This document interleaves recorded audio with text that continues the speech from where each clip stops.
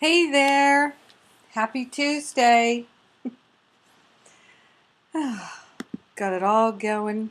All the technology, the electronics, everything's working for us. And it's good. It's good. And the sun is still out here in Los Angeles. And it's a beautiful day. Hardly a cloud in the sky. And I get to be with my beloveds. It's wonderful. So we're week 3 of the Relationship Reboot series. What a joy and a pleasure to be with you. People have been letting me know how meaningful this is to them. So let's dive right in. I've got a lot to share with you. So let's place our hand on our heart and go within. Taking this breath of love and gratitude, so grateful and so thankful to open our hearts and minds to the power and the presence of love healing us right now. Love is the only healer that there is. It is the true, lasting healer. It is the miraculous healer.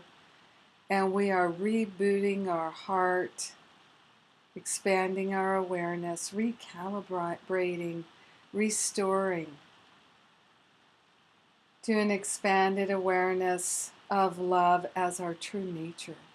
So this is why love is so healing, is because it is our true nature. We're releasing any interest in, any attachment to a false identity. A false identity is a small self, a selfish self,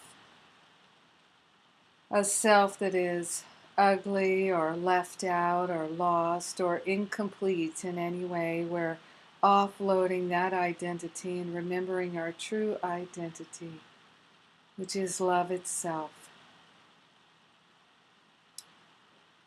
Taking this holy breath, we partner up with our own higher Holy Spirit self, and we invoke into our awareness divine grace, taking this opportunity to call forth the maximum load of healing, calling forth the maximum level of healing and peeling off layers of negativity, darkness, regret and resentment, jealousy, fear, doubt, worry, any dust or grit that we have picked up on the journey. We're consciously releasing, resolving, and dissolving it right now into the nothingness from which it has arisen, and we're rebooting, recalibrating, restoring, dissolving and resolving that which no longer serves us, dissolving and resolving any false beliefs or attachments. We're stepping into the unlimited, unprecedented awareness of truth that sets us free. In grace and in gratitude, we joyfully share the benefits of our healing and our expansion with everyone because we are one with them. In grace and gratitude, we let it be. We let the healing be. We allow it to be our experience. And so it is. Amen. Amen. Amen. Yes. How beautiful. So sweet.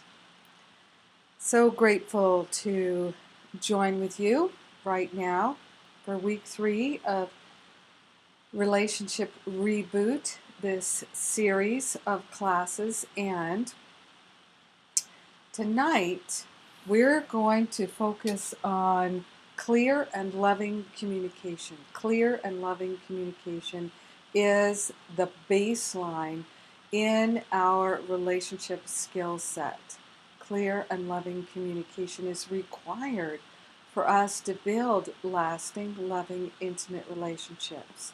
And how many of us have been raised in a forum of clear and loving communication? Not many of us. Not many of us had that at home, and not many of us had it at school. So very few of us have actually had clear and loving communication modeled for us. And many of us have, in fact, experienced the opposite. So we grow up and we become adults with our models modeling for us unclear and unloving communication.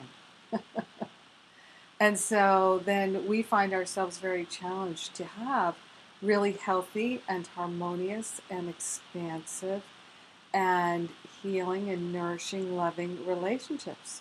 Because that basic skill set isn't one that we've learned.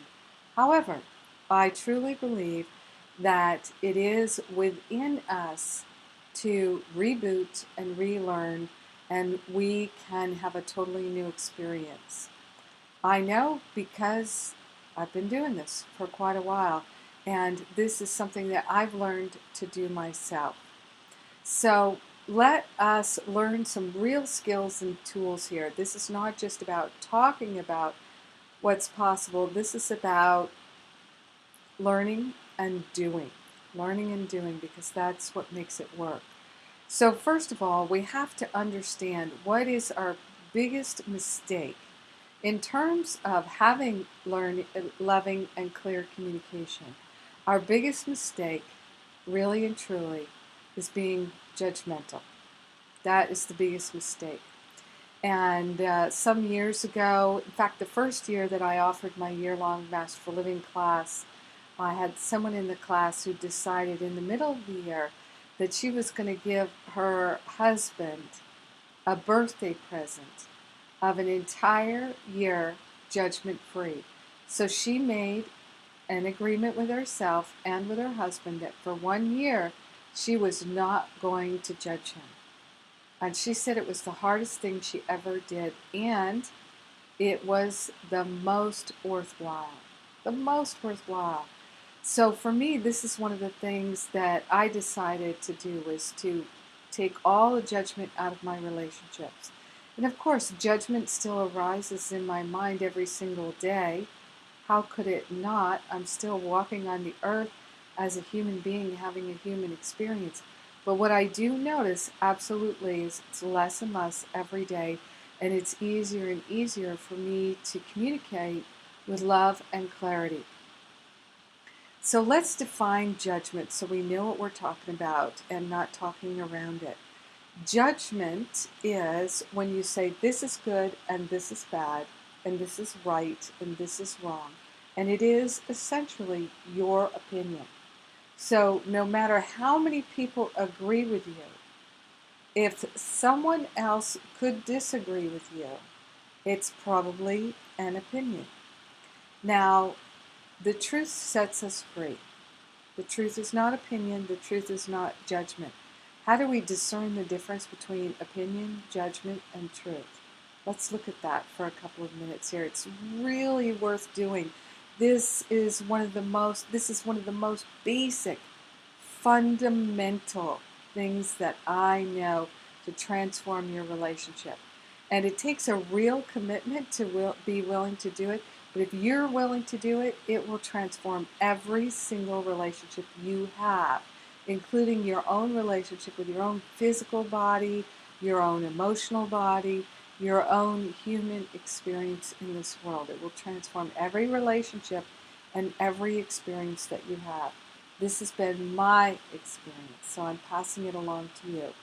Now, the ego mind is very tempted to judge in every moment, because that's really what it's for. It's for putting on labels and sorting and separating. That's what the ego mind does. That's what the judging mind does. And there's not one bit of it that is loving. So if we'd like to truly stay in our loving heart, cultivating a pristine awareness and an immaculate heart, then what we're going to do is we're going to start to recognize that all judgments and opinions are destructive to our happiness. All judgments and opinions are destructive to our intimate, loving, clear, harmonious, beautiful relationships. All judgments and opinions. Now, I remember when I was in Ireland, not too long ago, Ireland, someone in Dublin in one of my workshops said, well, you can't get through life without opinions and judgments. You've got to have them. They're necessary to being in relationship to other people. How can you not have opinions and judgments? And I said, actually, it's not as hard as you would think. So, in order to move into that space of not having judgments and opinions, we have to be willing to really look at what is the purpose of the judgment, and do we really wish to invest our precious energy in that? So when we can begin to see that all judgments serve one purpose, and that is to separate us from love, to separate us from intimacy and connection, then we can begin to see that they don't have any value for us if what we truly value is harmonious, loving, clear communication. Now, opinions. Opinions are your beliefs. They're the story that you have made up. And if you're really attached to your opinion and you've invested a lot in it, then you might say that that's a judgment. But there's actually not a lot of difference between an opinion and a judgment. So one of the things that I say about it is it's like this. If you go into a Chinese restaurant or a Thai restaurant where they have little chili peppers on the menu, maybe a Mexican restaurant, and they have those little red chili peppers there to let you know how spicy the dish is. So one chili pepper is an opinion, 3 chili peppers is a judgment. But the fact of the matter is, it's the same kind of thought. It is a thought that separates, it sorts, it draws a line. This is good, this is bad, this is right, and this is wrong. And who's the one who's deciding who's good and bad, who's right and wrong, or what is good and what is bad, what is right and what is wrong? You are. The one with the opinion, the one with the judgment is. Now, for me personally, I've realized that my spiritual growth and development requires me to be interested in cultivating true humility. True humility is required for spiritual growth and development. Why is it required? Because what I truly believe is that all is one, that we're all united, we're all one. We might have different beliefs, but we're still all connected in the one mind, in the one heart of love, of life, of God, of the Atman presence or the Buddha presence or the universe. Whatever you would like to label God as for a name, to me does not matter. We're still all one in our divinity.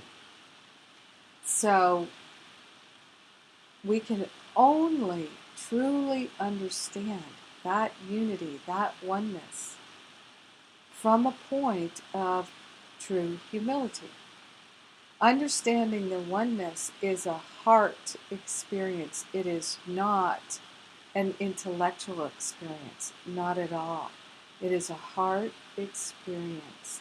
And so if we believe that this one is good and this one is bad, this one is right, this one is wrong, then what we're trying to do is sort and separate, to segregate. And that's the opposite of unity. So the truth of the matter is, as far as I'm concerned, in terms of eternal truth, infinite truth, truth with a capital T, not anyone's opinion, all is one. And so there is no good or bad in our divinity. It's an opinion, it's a judgment. Now, for sure, we can say, I don't like that. That doesn't feel good to me. It doesn't feel loving to me. It doesn't feel kind to me. It doesn't feel right to me. But until we can see through all directions of time and space, we don't really know. So until we can see, in a sense, with God eyes, with divine eyes, we don't really know what's good and what's bad and what's right and what's wrong. We just don't know. And so if we're saying that we know, but we don't actually know, then it's just our opinion. It's just our judgment.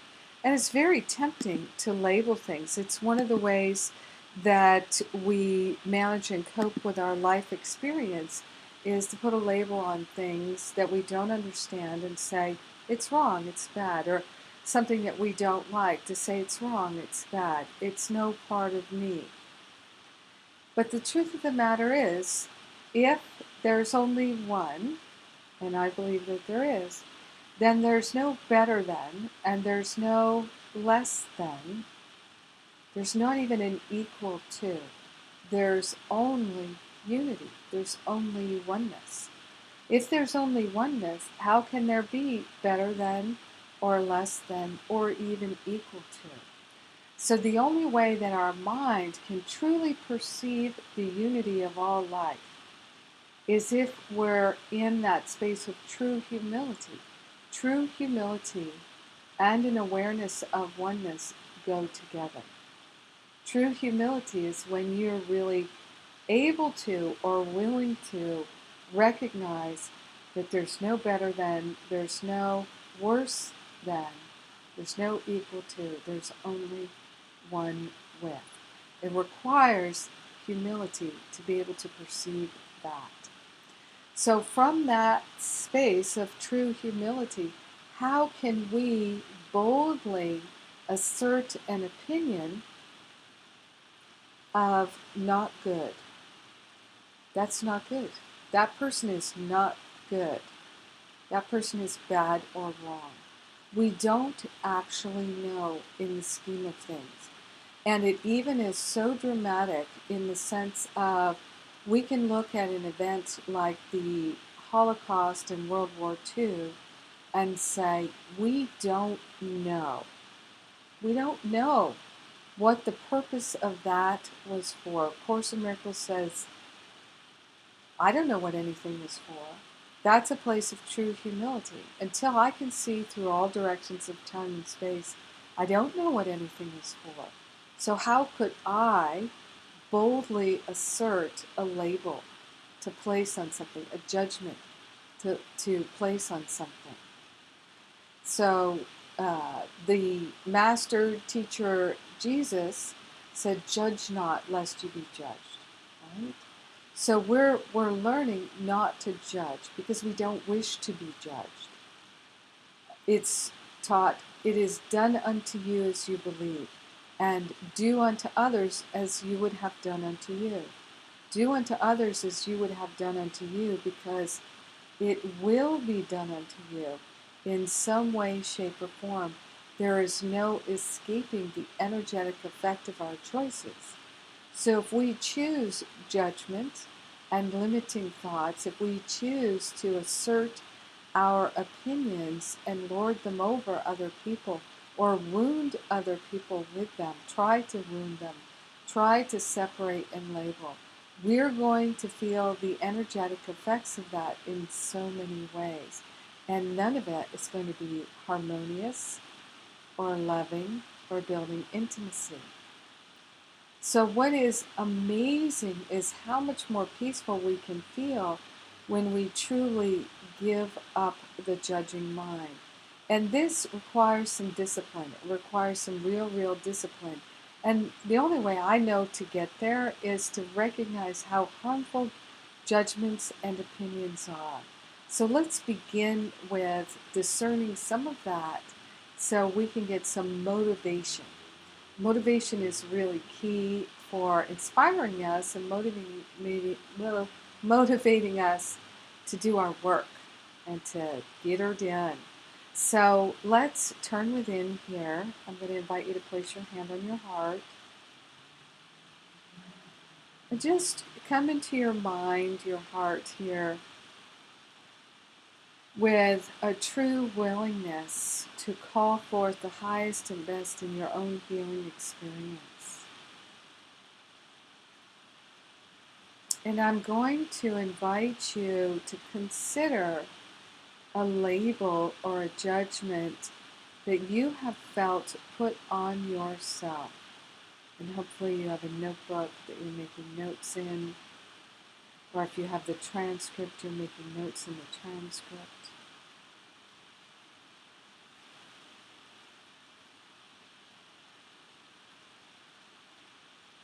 You may even think of 1, 2, 3 labels here that have been put on you, and you can write those here.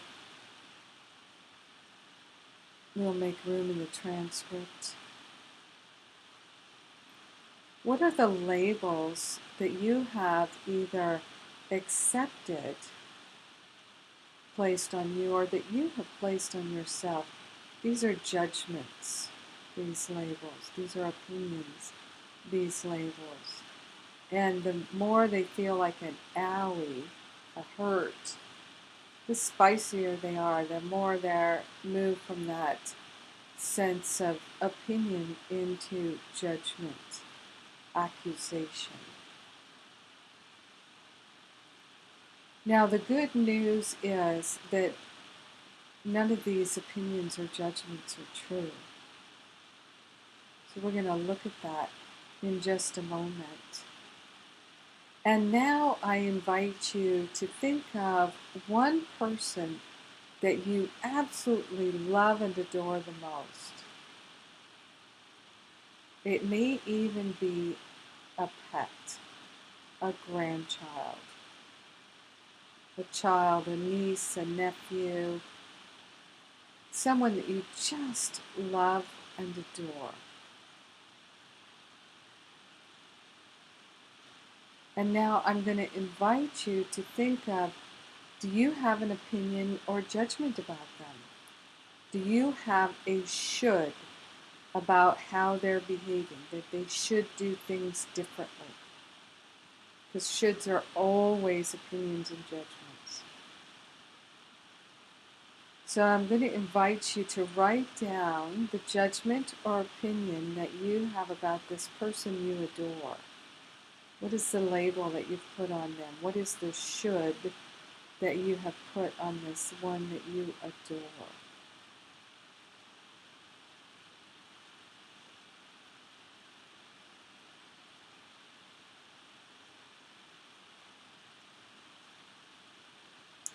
And now I'm going to invite you to feel in this relationship with this person, with this being, how does your label, your opinion, your judgment, your should feel like a block to intimacy, a block to love, a block to clear, harmonious connection and communication?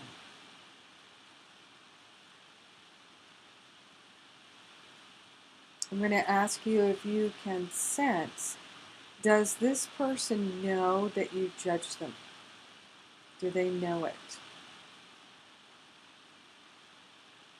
And how do you think they feel about your judgment of them?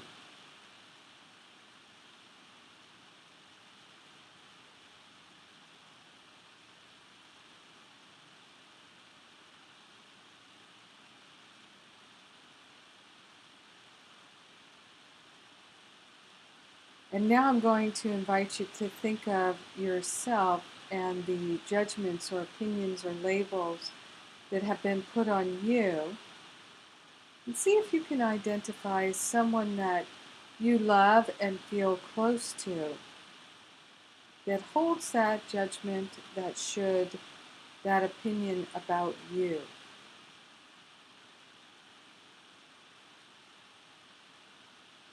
And how does it feel? How does it affect your connection with them, your harmonious, loving communication with them? How does it impact you?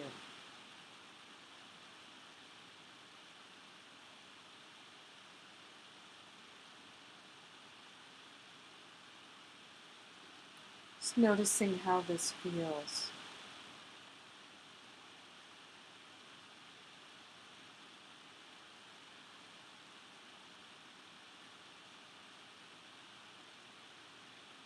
And now I'm going to invite you to imagine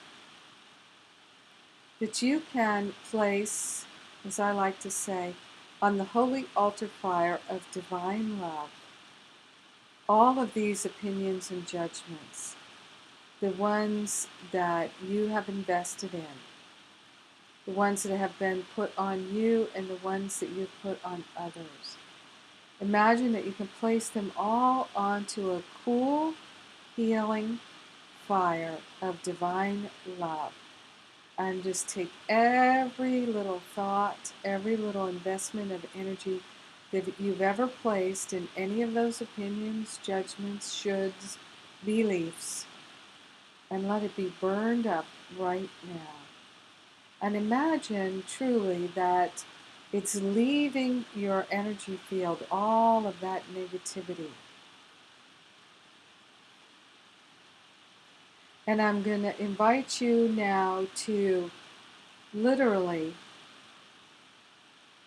imagine that with a cool and gentle flame, all the repercussions of those beliefs,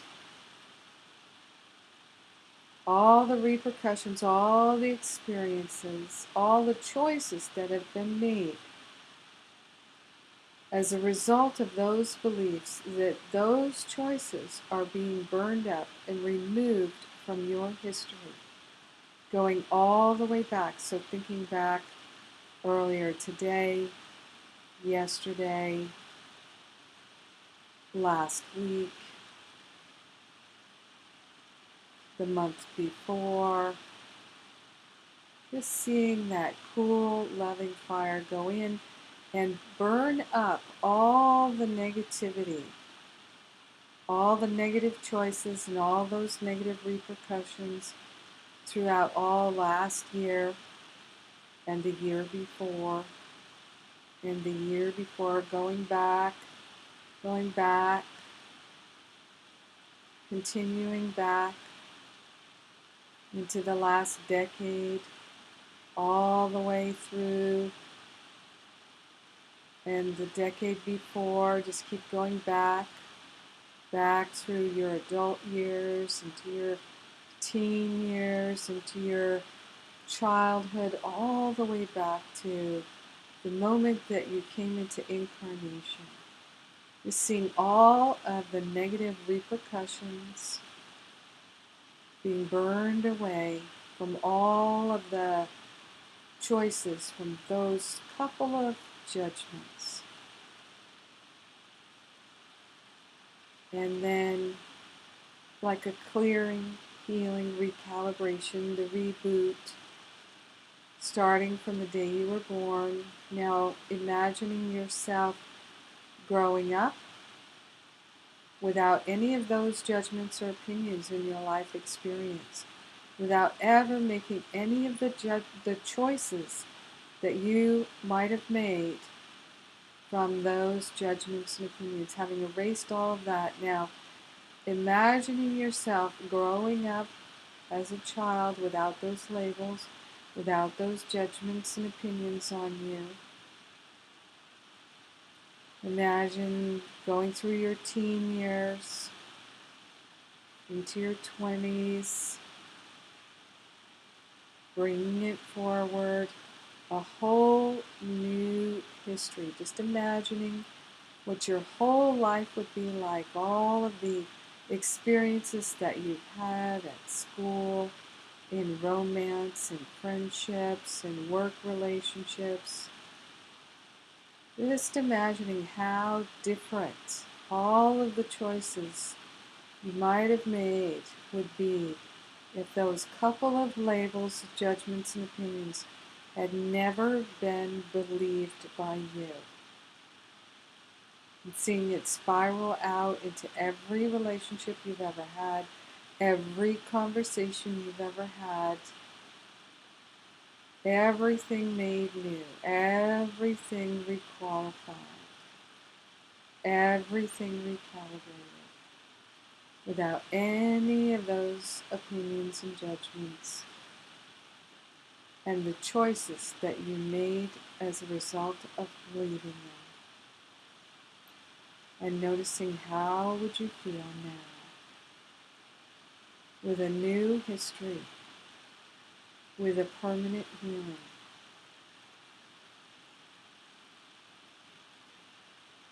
How would that relationship with that loved one be if you had never judged them, never made one choice from an unloving thought about them? How different would your relationship be?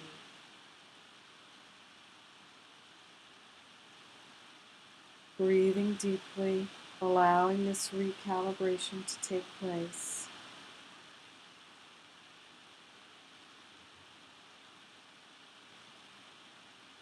And what I'm sharing with you here is how we learn to work in the invisible. Because those beliefs, those opinions, those judgments, and all the effects of them would not be happening now if we choose to believe differently now. We literally can recalibrate and shift everything now. We can choose to move forward, believing the truth that sets us free. And we can move forward as though we had always believed it. This is what we can learn to do. What's required is our willingness. So we begin to look at how attached are we to the opinions and the judgments.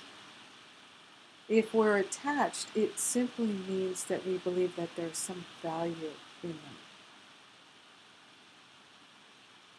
For me, the opinions and judgments, so often the value has been simply that it was my weapon of defense against attack. And it wasn't until I realized that the attacker always feels attacked, and the judger always feels judged, and the beloved is how you feel when you are loving. So the loving always feels beloved. The lover always feels beloved.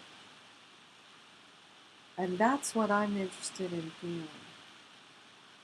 So in order to feel beloved and to have a truly loving life, we relinquish our attachment to and the perceived value of the thoughts of attack, the thoughts of less than and not enough, too much, not enough, all those attack thoughts.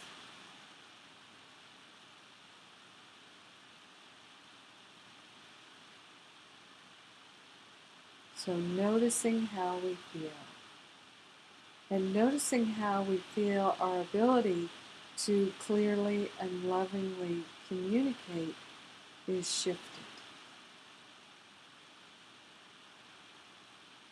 Now what's possible for you in relationship?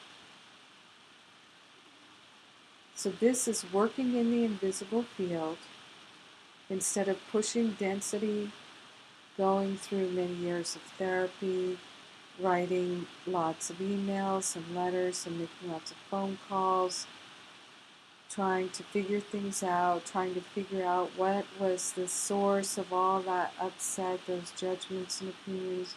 When did I make that decision? We don't need to know any of that. All we must do in order to truly experience this healing is begin to recognize that the thoughts of attack, judgments and the opinions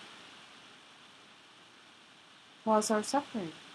And so we're not going to invest in them anymore. We're going to go cold turkey on them.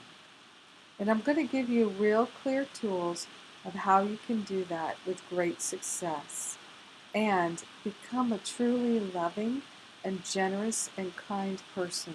And since lack and attack always creates more of the same, and since like always attracts like, wouldn't you like to attract people who are capable of having loving, harmonious, intimate relationships? So be that, and you will see that. That's how it works. So I'm going to pause there and see what questions we have here. Let me take a sip of my water.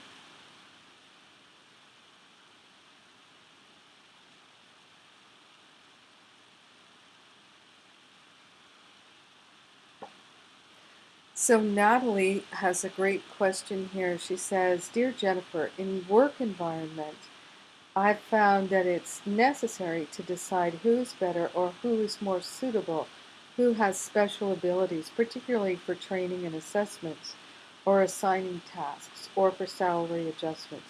How could I remove judgment and opinion from that? All right, so this is a great question, Natalie. And one of the tools that we have to help us with that is discernment. So when we use discernment and we become excellent at discernment, we don't need the crutch of judgments and opinions. So, for instance, I make these kinds of choices all the time, every day, in terms of people I might hire to help me in running the classes.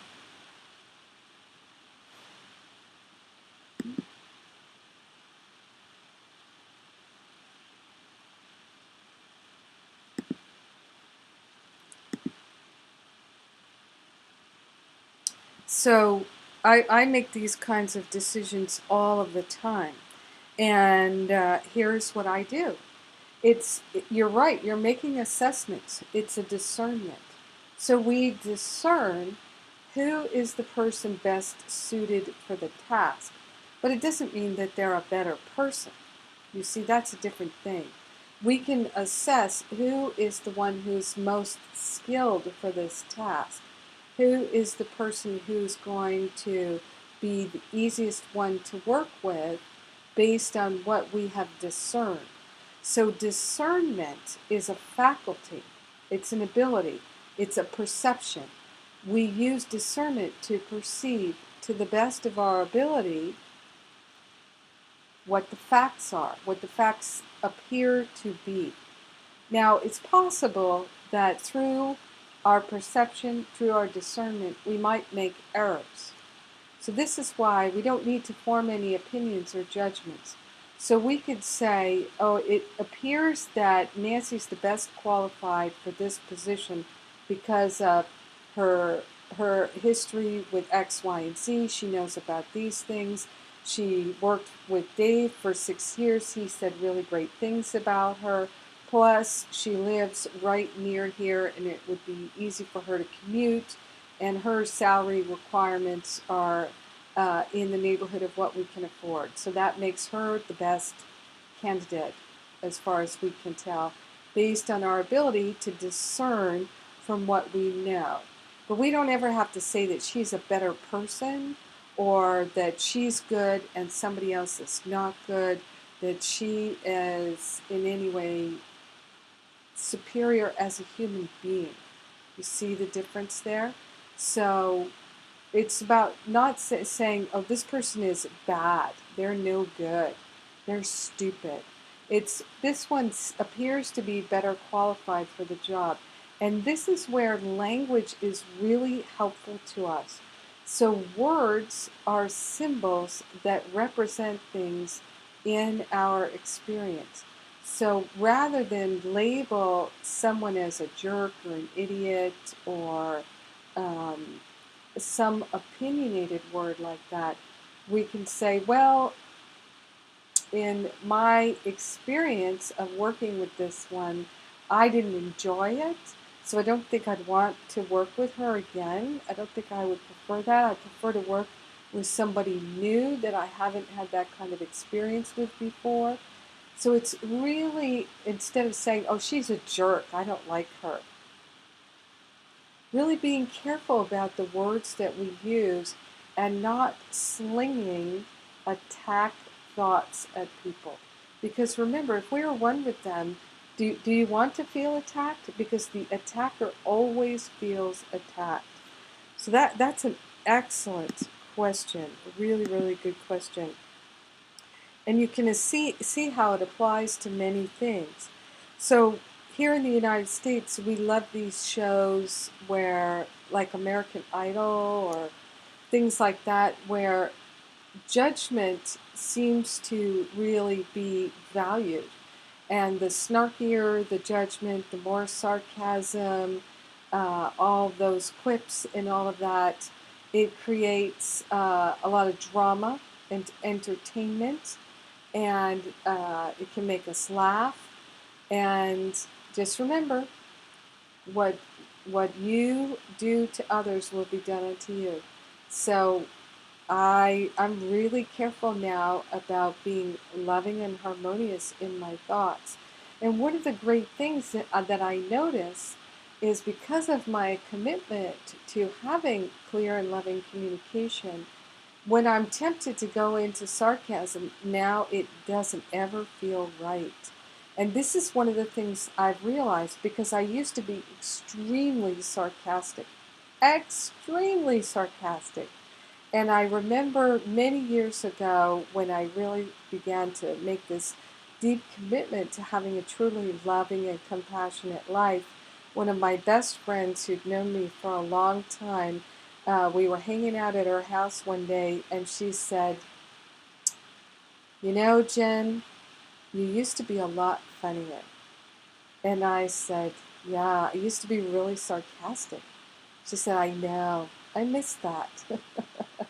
So, but she didn't value the way I did how yummy it feels to be able to be truly loving and compassionate.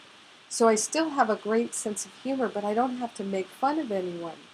And what I notice now is sometimes I might go away on a trip with a friend or a colleague and spend a few days and have a lot of time with someone. And I notice that sometimes some people, when we're hanging out like that in a more casual environment, and maybe we haven't been hanging out before, then they will suddenly start to be sarcastic. And we might be cooking dinner and they're teasing me or making fun of me, and making fun of the way I don't know, cut up the carrots, or just, the things that people will make fun of when you spend more time with someone. And time and time again, what I've noticed is when people I know and love do that, and you can say, oh, they're just teasing you or whatever. There's a level of sarcasm, and what it does, if you start to pay attention to it, it immediately interrupts the flow of intimacy. Immediately. And there's a sense of disruption. So, if you'd like to really reboot your relationships, put a zip on all the sarcasm. And do not give yourself permission to make fun of anyone. You'll notice that if you're with a child that you really love and feel very tenderly about, and you really care for them, you won't make fun of them. Why? Because you really care for them. You don't want to hurt their feelings. Now, as we get older, many of us as adults, we get tougher, right?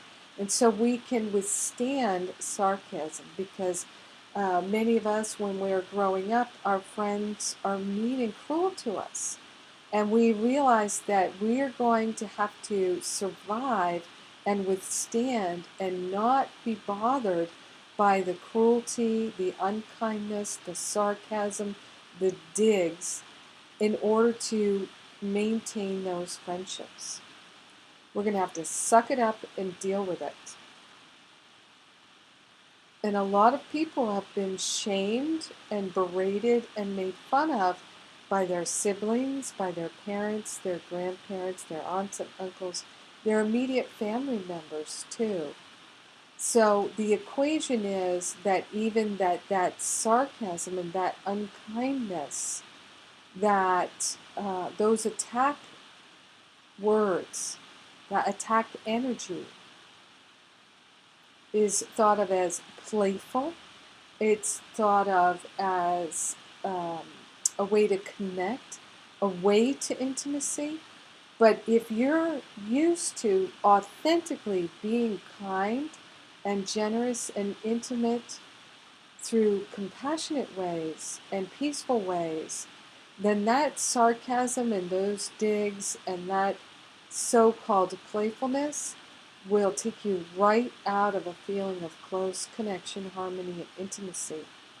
So you might have to go through some kind of a period of adjustment where it feels uncomfortable not to go into sarcasm, where it feels uncomfortable not to say snarky, diggy things.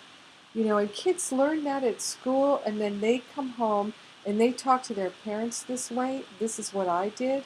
And so then my parents, at first they were infuriated, but then they kind of felt like they had to roll with it, or I would be so, I would think they were so square or something like that. Don't roll with it, parents. Do not tolerate your children speaking to you unkindly or disrespectfully.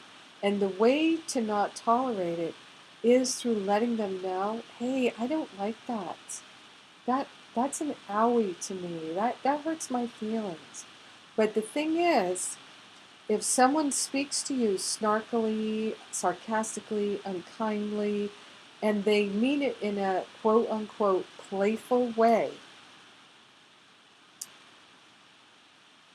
if you would like to get them to stop by saying you don't appreciate it and you don't like it, the only way that they're authentically going to hear you and respond with love and kindness and compassion is if you make your request without judgment. So if you make them wrong and bad for speaking that way to you, all they're going to feel is the judgment. Because in their heart of hearts, they know it's unkind. They know it. They already know it, and they already feel kind of bad about it, but they might be denying how they feel because this is the way they've been taught, so they're just trying to get along, or they're giving as good as they get. And maybe some of you parents have trained your children to speak to you that way because that's how you speak to them, because that's how your parents spoke to you. Maybe your children speak to each other that way and speak to you that way because they hear you speaking to your spouse that way or to your friends that way. So you can't judge them for it. But you can begin, and what I would say to you before you say anything to anyone else about the way they're speaking to you, you practice. You practice, practice, practice until you feel like you have worked it out. Do not judge another person for doing what you're not able to do.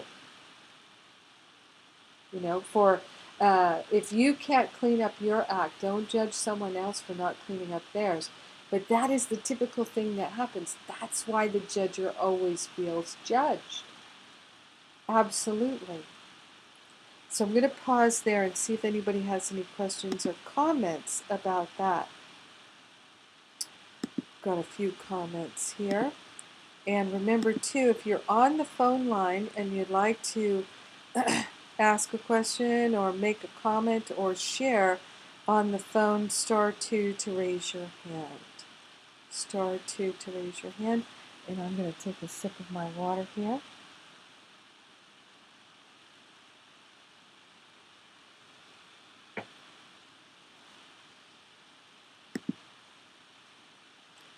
So Courtney says, "Hi Jennifer, can you please clarify how to eliminate our judgments and opinions as a parent?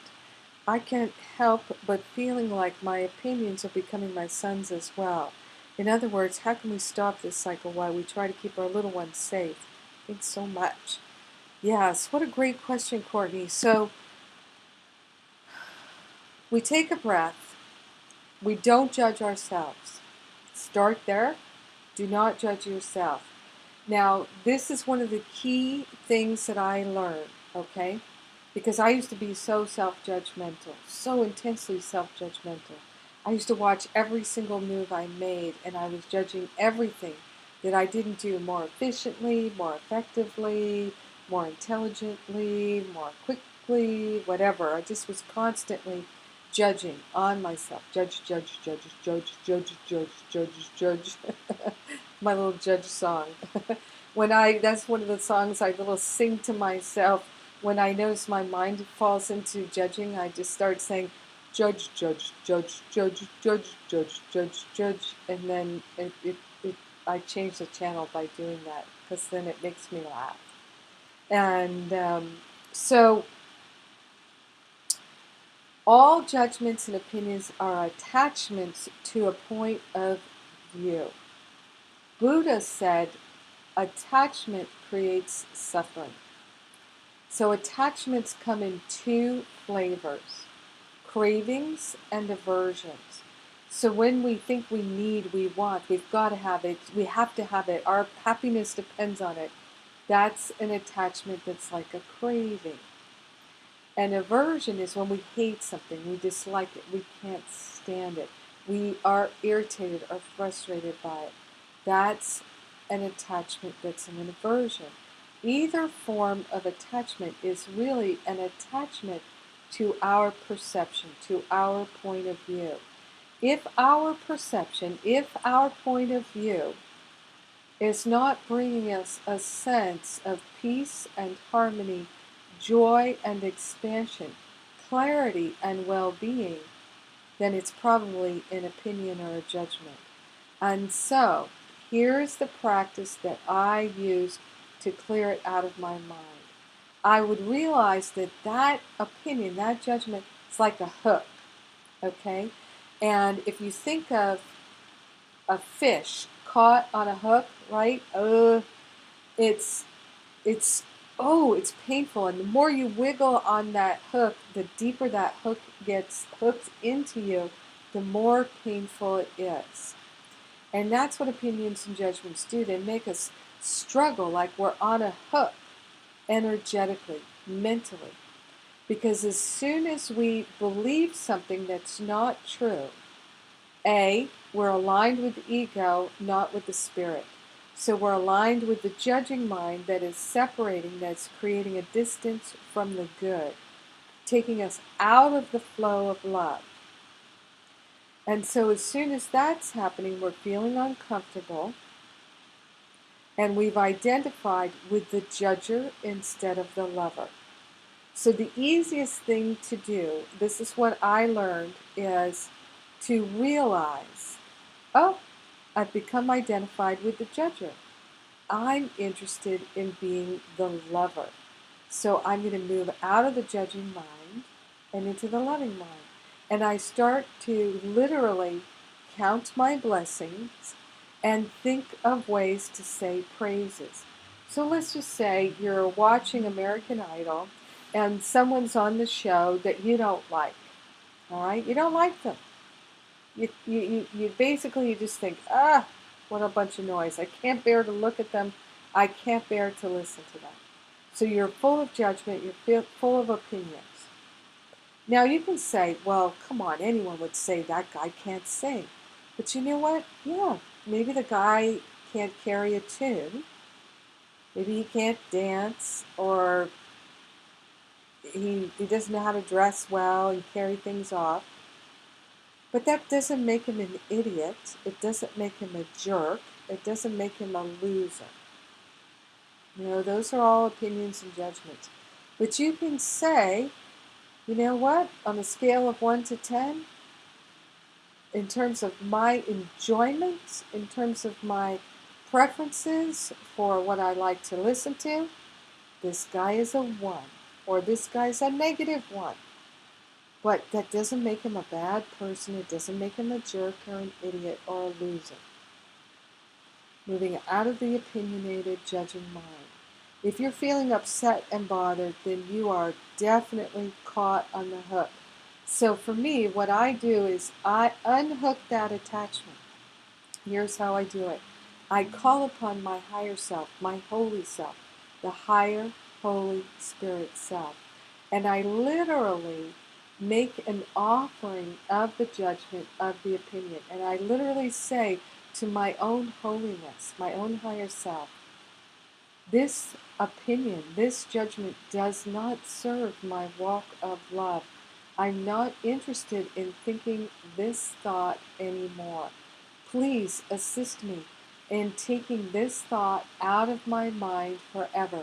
Please remove this thought from my thinking and all thoughts like it, so I never think it again. I am a creature of love and light, and I am only interested in the thoughts of love. That's all I'm interested in. And I'll ask, sometimes I'll say, please heal this thought, heal my mind of this thought back to the root source, whatever that might be, so I never think it again. And I always like to share the benefits with everyone because I'm one with them. So it takes me, 5 to 10 seconds to say that to myself every time I notice that I've gone into judgment. Now, when I began that work, I started with 10,000 negative thoughts a day. Just a litany of negative thoughts. I was looking at everything in my life to judge it because I thought that was my job. I thought my job was to discern who's an idiot and who's not. I thought I was responsible for discerning who the jerks of the world were so that I could keep them away from me and protect myself from them. Now, all I was doing was creating barriers to intimacy, barriers to love. I didn't know what I was doing. I was ignorant. I couldn't see through all directions of time and space. I didn't know that in the oneness of all life, that in the entire mind of God, I was broadcasting the thought, keep away from me. I am not safe. I am not safe to have a loving relationship with. Keep away from me. I will think hurtful thoughts about you. I will make mean, sarcastic comments at you and behind your back. I had no idea that's what I was broadcasting. I thought that I could have private thoughts and keep them to myself, and nobody would know unless I shared them with them. I couldn't have been more wrong. There's only one mind, one life. Whatever we are putting our precious life energy into is going to, come back to us one way or another. Course in Miracles says, all thought produces form at some level. All thought produces form at some level.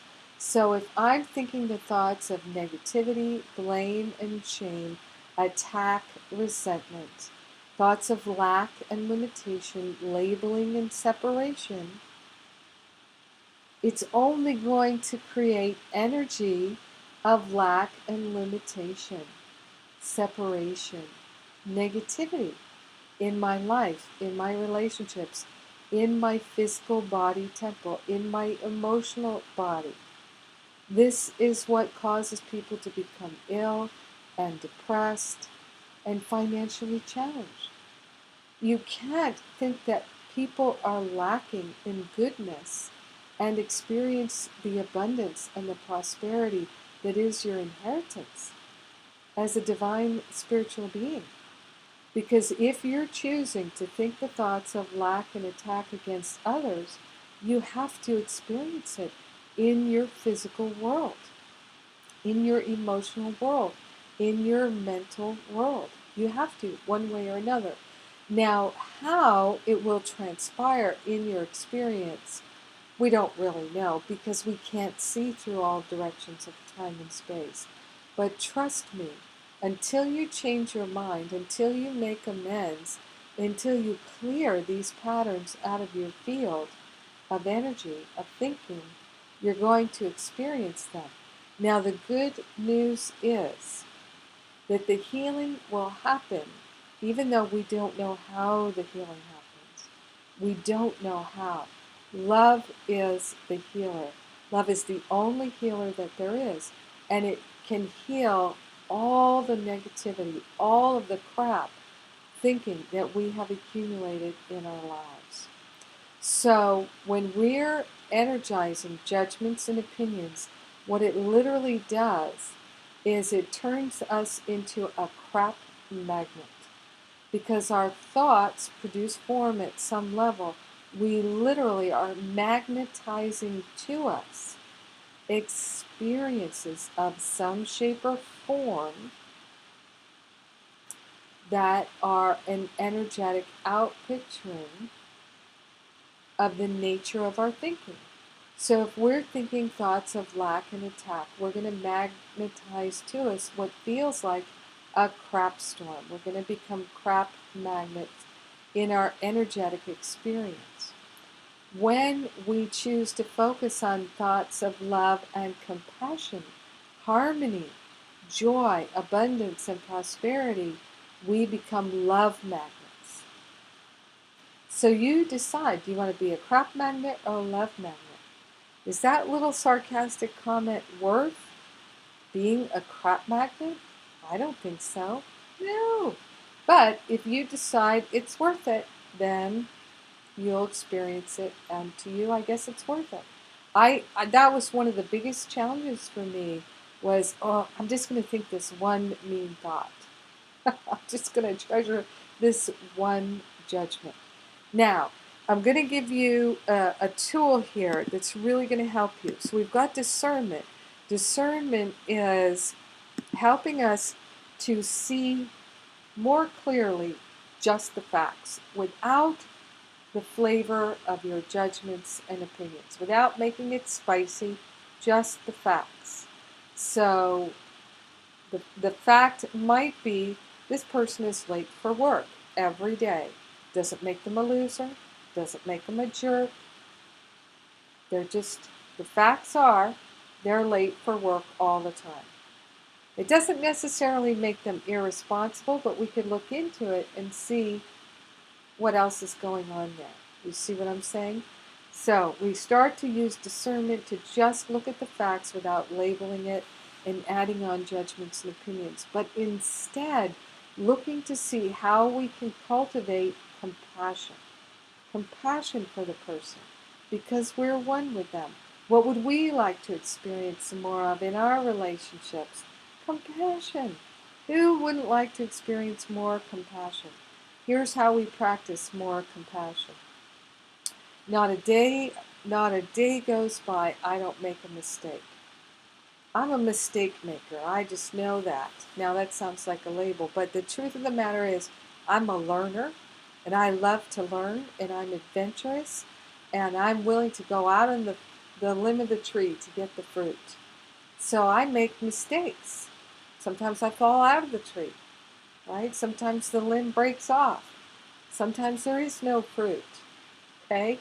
So I make mistakes all the time because I will perceive something, I'll discern something, or perhaps I might not be discerning enough, and I'll make some guesses, and then when I end up somewhere, it's like, oh, I made a wrong turn. Now, wrong, of course, is opinion, judgment, but my turn was an error. I made a mistake. I made a mistake. My take on the situation was mistaken. I did not see and hear and know and feel clearly what was going on and discern clearly, so I made an error. I made an error. And I call those errors tactical errors. It's a tactical error. Now, to me, a tactical error is one that I learned from. My tactics were were not the best. But I learned from them, and then I don't have to make that tactical error again. And then, da da da da, there's more good in my life because I learned something. One of the things I discovered is every time I make a mistake, if I don't judge myself, instead I have compassion and love, there's more love being expressed in the world because I made a mistake, as a result of my making a mistake. So that's a good thing because love is the healer. So I totally transformed my life by every time I would make a mistake, I'd call it a tactical error, and then I would be loving and compassionate with myself, and that love healed my mind. It healed my heart in such significant ways. And then I began to see that instead of being judgmental and opinionated, I could have preferences, and preferences would really help me. So I've learned the value of preferences, and this is one of the things I share about all the time because it's been so incredibly helpful to me. So for instance, I was, just about a year ago, I was going away for the weekend with a friend of mine, David. We were driving in the car, and this is our first trip together. And we were driving in the car, and David Hoffmeister's a Course in Miracles teacher like me, so we were talking about preferences and opinions, having a conversation there. And David said, well, preferences are just opinions. And I said, well, not always, I don't think, because, for instance, I like vanilla cake. I'm not a huge cake eater, but if you've got vanilla cake or chocolate cake, I prefer vanilla cake. Sometimes I prefer chocolate cake. It kind of depends on the cake. Some vanilla cakes versus some chocolate cakes, I'm definitely going to choose that chocolate cake. That's going to be the one that I'm going to prefer in that moment. But most of the time, give me the vanilla cake. I prefer vanilla cake because I just prefer the taste of vanilla to the taste of chocolate. But I don't think anything's wrong with chocolate. I don't have an opinion about chocolate, and I don't have any judgments about people who prefer chocolate or like chocolate. And I don't think that people who like vanilla, like me, are better than people who like chocolate. I just have a preference for vanilla without any opinions or judgments whatsoever. And David said, I prefer vanilla cake too. So you can hold a preference and kind of beat people over the head with it. And when that's happening, then you're in attachment land. Then you've got a hook. If you think your preference is better than somebody else's, or if you think your preference is right and somebody else's is wrong, then you're in opinion, then you're in attachment, then you've got the hook in your mouth, and you're going to be wiggling around, suffering. Suffering, suffering, suffering. So the motivation to offload the opinions and judgments is to end your suffering. Now here's what really, really helped me. So as I said, I started with 10,000 opinions and judgments, or so it seemed. It just seemed like I was an opinion-making machine all day long. I thought it was my job. And so I just constantly was churning out opinions and judgments, opinions and judgments. In fact, I literally used to say things like, I don't have an opinion about that, but I can always come up with one if you need one. I literally thought there was great value in my opinion and judgment, and I thought I knew best about almost everything.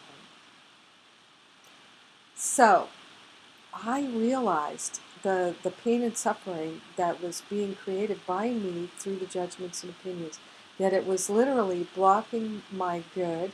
It was creating a nonstop feeling of lack and attack.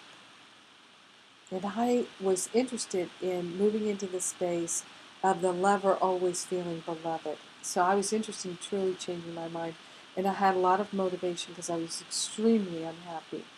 And so I began to do as my student in Masterful Living did, which is I made a commitment to not to judge myself and others.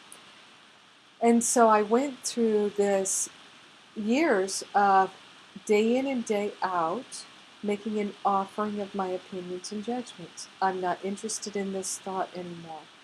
Higher self, holy self, please take this thought out of my mind so that I never experience it again.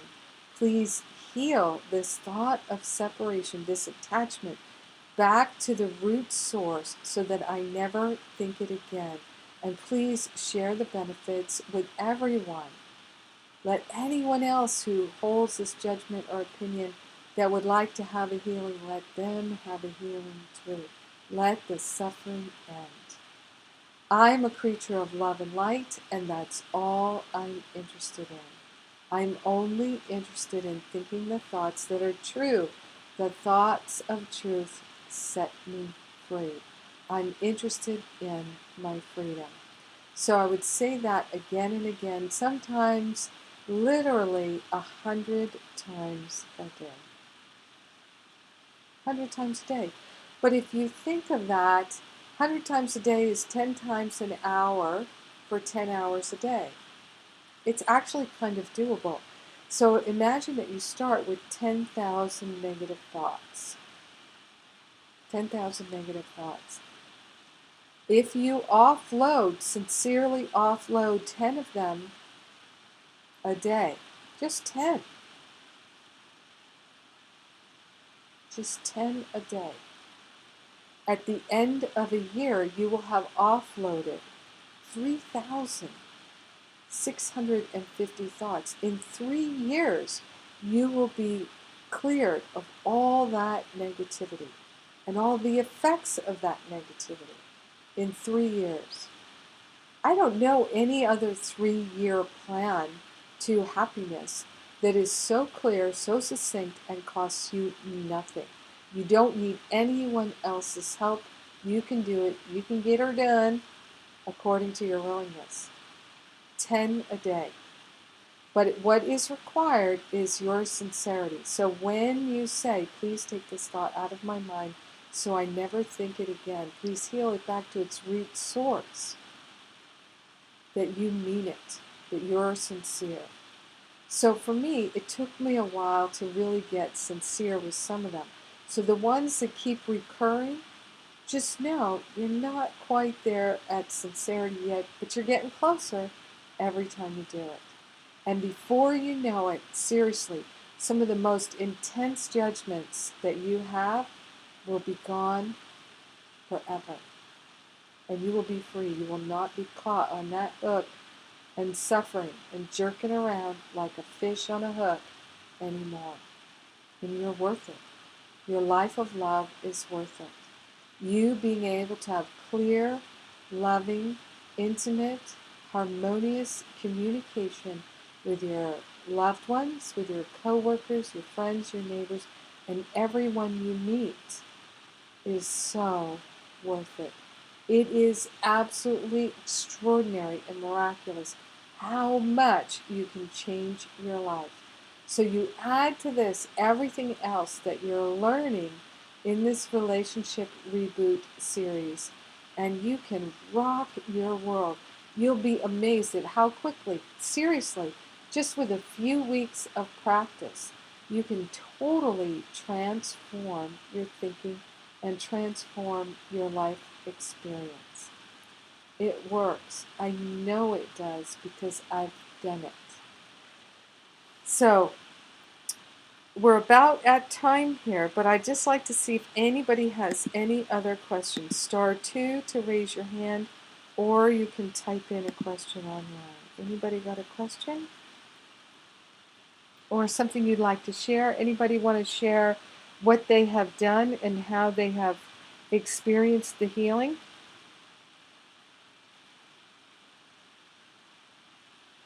Anybody want to give a testimony to what they've been able to accomplish and notice in their own life so far?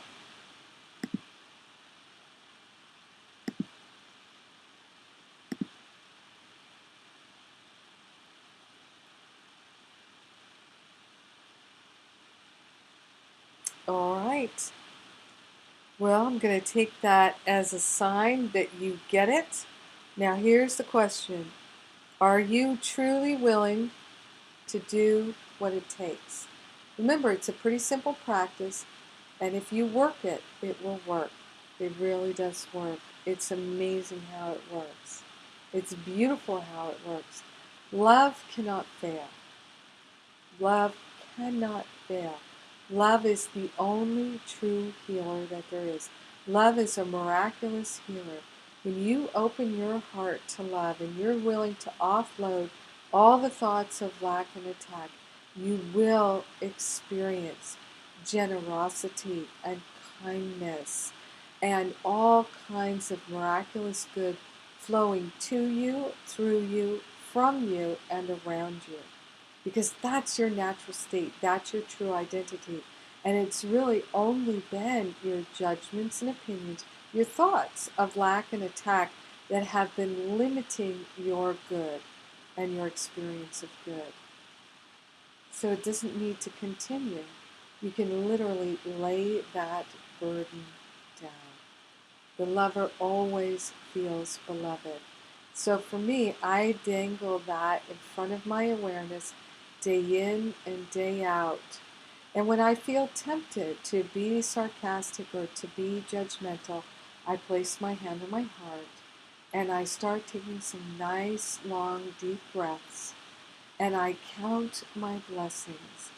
And it doesn't need to be a big blessing or a little blessing. It's just whatever flows into your mind.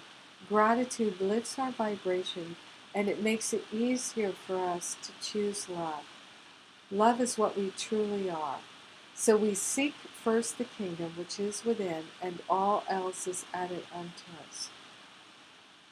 Love is the king in the kingdom. That is what you are. You are the king of the kingdom. You are love. Like attracts like. You can be a crap magnet or a love magnet. It's up to you. Now, I don't know about you, but I've attracted all the crap I ever need to attract in my life. I've had all the experience of that. I've proven that, and I'm not interested in that anymore. Now I'm only interested in attracting loving, beautiful people who are interested in having clear, harmonious, loving communication and beautiful, loving, intimate relationships. And so like attracts like, and that's why we're meeting together, transcending space and time right now. So I invite you to place your hand on your heart. Take a breath of gratitude with me. And be so grateful and so thankful that no matter how stuck in the muck and the mire of opinion and judgment, of lack and attack you have felt, no matter how much crap you seem to have magnetized into your experience, none of it is your true nature. And so in this moment, we are truly accepting a dynamic, powerful, healing, nourishing, life-changing, transformational healing into our heart and mind. And we're literally accepting it and allowing it to reboot us right now. It's changing our history right now. So no matter what our experience has been in the realm of physical, we are allowing ourselves to be rebooted, requalified, renewed and restored in the invisible, tapping into our true nature, that we are the great lovers. This is the truth of our identity. In grace and in gratitude, we share the benefits with everyone because we're one with them. In gratitude, we let it be. And so it is. Amen. Amen. Amen.